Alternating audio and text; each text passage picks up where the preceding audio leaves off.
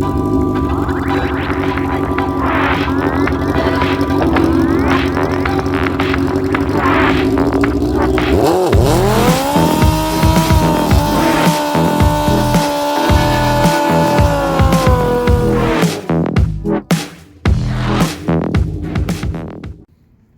guys, and welcome back to the Ring of 57 YouTube channel.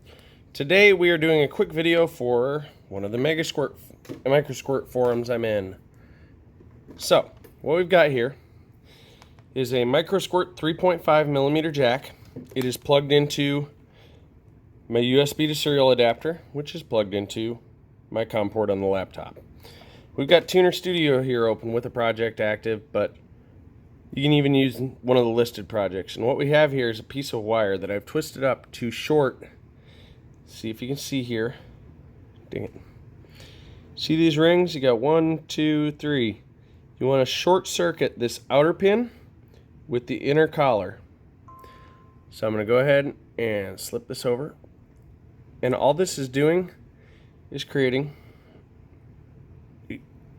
a short circuit between those two. And we can just let that rest. Make sure the short circuit stays steady. We can go up here to the top. We're going to go to Communications, Mini Terminal, and you're going to see a port name listed, COM3. That's the USB port I'm plugged into right now. It'll usually automatically go to whatever it's attempting to read, usually the adapter. And we're going to open the port. So now the open port, anything going out goes in here. Anything coming back from the computer goes in here. In this case, we've shorted it, so whatever goes out will come back in. I type hello, it types back hello. Now you have to type fast, because if you write H-E-L-L-O, it's going to do it vertically because it's going to space because of time. But you get the idea. This tells you that your serial cable, adapter, driver, and at least the computer side of things is working. Whether or not Tuner Studio is having an issue, it's a whole nother ball game. Sometimes you have to close Tuner Studio and reopen it. Now we're going to quick go over what you do to test for a serial ground failure in a Microsquirt. Okay, so this test can be done with a simple, super cheap parts store multimeter. I have it set to continuity, so that if there is a connection between the two leads, it'll make noise. So there's 3 rows here, and they're numbered. You can't see it on video, but there's a 23 all the way over here. That is pin 23. That is power unit ground. 22 next to it is also power unit ground. So they should have continuity. Now if you go 23, 22, 21, 20, 19 is right here. That should also have continuity between those.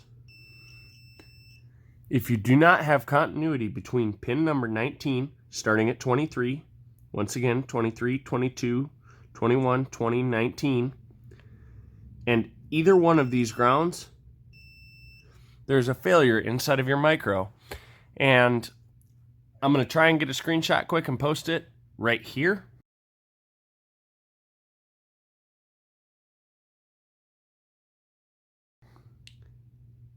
If you saw the screenshot, I found it. That shows you how to connect pin 19 serial ground to power ground on the unit, because there's a common burnout there. I don't know how it happens. I haven't found anyone who can explain it to me, but that's another common failure.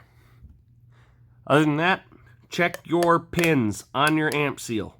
They like to push. I've had that about 6 times now where I fought and finally looked down at my amp seal, and the pins in the amp seal that connect to these pins were pushed. I need to replace my amp seal. It's been opened too many times. That's the next thing on the list, but I got one more race this year and I'm done anyway. And then we're going turbo, but that's beyond the point. Oop, did I let that slip? Well, okay. Yeah, anyway, we're getting rid of the nitrous. We're going turbo. If you're still sticking around and you want an update, I'm closing on the house next Wednesday, and next Friday or Saturday I'm going to the track for one last run, and it will be the end of the engine that's in Susie. Most likely we have a 50-shot kit on stage 1 and 110 on stage 2 with no safeties. So from the instant I hit wide open throttle, we're on. 1 second later, we're on. And stage 1 will stay all the way through the limiter. Yee yee. Thanks for watching, guys.